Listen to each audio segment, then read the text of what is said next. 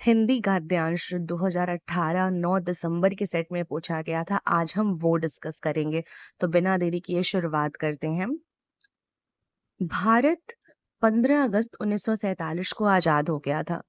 इस आज़ादी के लिए पूरे देश की जनता ने एक लंबा और मुश्किल संघर्ष चलाया था। इस संघर्ष में समाज के बहुत सारे तबकों में हिस्सेदारी थी। तरह तरह के पृष्ठभूमि के लोगों ने इसमें भाग लिया था। वो स्वतंत्रता, समानता तथा निर्णय प्रक्रिया में हिस्सेदारी के विचारों से प्रेरित थे। औपनिवेशिक शासन के तहत लोग ब्रिटिश सरकार से भयभीत हो रहे थे। वो सरकार से बहुत सारे फैसलों से असहमत थे, लेकिन अगर वो इन फैसलों की आलोचना करते तो उन्हें भारी खतरों का सामना करना पड़ सकता था। स्वतंत्रता आंदोलनों के यह स्थिति बदलती जा रही थी और राष्ट्रवादी खुलेआम ब्रिटिश सरकार की आलोचना करने लगे और अपनी मांगों को पेश करने लगे थे। 1885 ईस्वी में ही भारतीय राष्ट्र कांग्रेस ने मांग की कि विधायिका में निर्वाचित सदस्य होने के लिए उन्हें बजट पर चर्चा करने एवं प्रश्न पूछने का अधिकार मिलना चाहिए।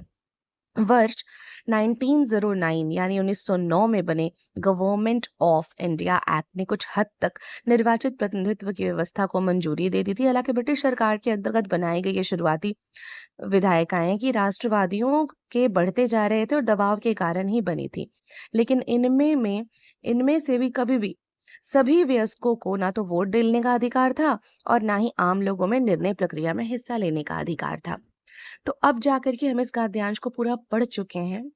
अब हमारे कुछ क्वेश्चंस जो इसी गद्यांश से रिलेटेड होंगे, सारे टर्म्स को हम समझ लेंगे, एक-एक चीज़ अपने माइंड में रखेंगे कि कब क्या हुआ था और सारे ईस्वियों को हम दोबारा रिकॉल करते रहेंगे, तब जाके हम उसको सॉल्व करेंगे।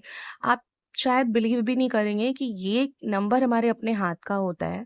अगर हमने सब अच्छे से समझ के गद्यांश को समझा है, पढ़ा है ढंग से, कभी भी गद्यांश आप सॉल्व करिएगा तो सबसे पहले पूरा पढ़िएगा उसको और फिर क्वेश्चंस के अकॉर्डिंग उसमें आप आंसर को एनालाइज कीजिए कि क्या मैंने पढ़ा था। हड़बड़ी में आंसर नहीं करना है। वैसा करने से हमेशा क्या होता है ना कि आपके 1 या 2 नंबर कट जाते हैं। वैसे तो सब सही होता है, बट 1-2 नंबर कट जाते हैं और उसी 1-2 नंबर के दबाव की वजह से हमारा सीटेट, बीटेट, बीपीएससी, टीआरई 4 जो भी आपका आने वाला एग्ज़ाम है सब रह जाता है। इवन एस्टेट में भी। तो चलिए हम इसको सॉल्व करते हैं। अभी कुछ क्वेश्चन्स हमारे सामने आएँगे जो सिर्फ़ और सिर्फ़ इसी गद्यांश से रिलेटेड होंगे। तो जैसा मैं समझ पा रही हूँ आप हर तरीके से की चीज़ों को समझ चुके हैं। तो हमारा पहला प्रश्न है, लोग किन विचारों से प्रेरित होकर आज़ादी के संघर्ष में शामिल हुए थे? सारी प्रेरणाएं थी स्वतंत्रता की, समानता की और निर्णय लेने में हिस्सेदारी की। आज़ादी के लिए संघर्ष किसने चलाया था? देश की जनता ने। अगला सवाल है, निम्नलिखित में से लोकतांत्रिक व्यवस्था का मूल्य कौन सा है? सारे थे, समानता, स्वतंत्रता, विचारों की अभिव्यक्ति। आंदोलन का असर क्या पड़ा? सरकार की खुली आलोचना होने लगी थी, यही असर पड़ा था। कांग्रेस की क्या मांग थी? विधायिका में चुने हुए सदस्य होने की। सबसे सटीक सार्थक वाक्य चुनिए। संघर्ष मनुष्य की सफलता ही दिलाता है। खुलेआम शब्द का सबसे सार्थक प्रयोग क्या है? खुलेआम नगाड़े बज रहे थे। दबाव शब्द का प्रयोग कहाँ पर होगा?